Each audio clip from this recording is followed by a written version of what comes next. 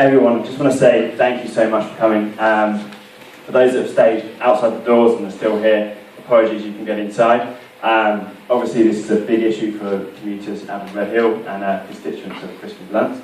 And as of last night, over 1,000 people had signed the petition.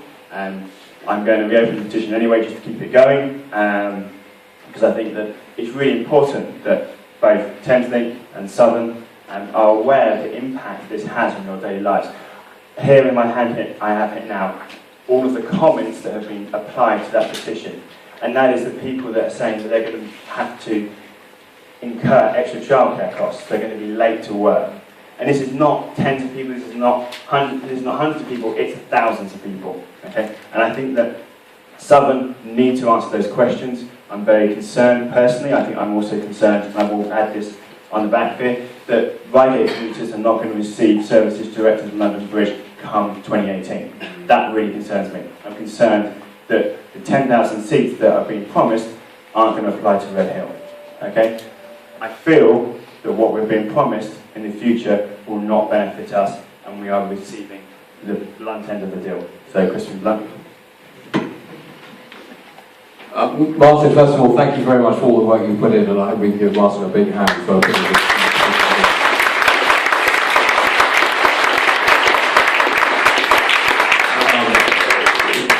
Those of you who follow me on Twitter, which is I've adopted about for the last year, will know that this issue has featured really more than any other issue that I've addressed. And I'm afraid I have to say, gentlemen entirely at the top table, that I'm not wholly satisfied with the explanations that have been given, particularly around the fare issue.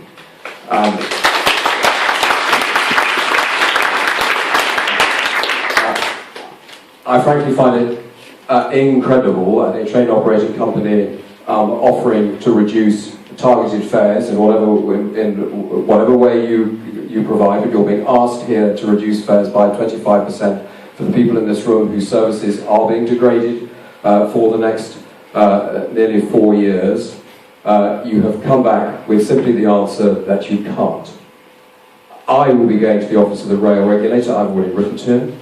I will be going to the rail minister to establish whether or not that is actually the case. And if it is the case that the fares can be varied downwards, then I will be wanting your assistance in order to make that appeal to the rail regulator, to ministers, to enable that to happen, so that you can offer the people in this room a fair deal. It is ludicrous at the minute that it's, if one goes to Gatwick, it's £600 cheaper, it appears, to get a season ticket than it is from Redhill. These are anomalies that can be easily changed. But the fact is, with 3,000 places no longer being available on the commute into London Bridge for the next 3 or 4 years,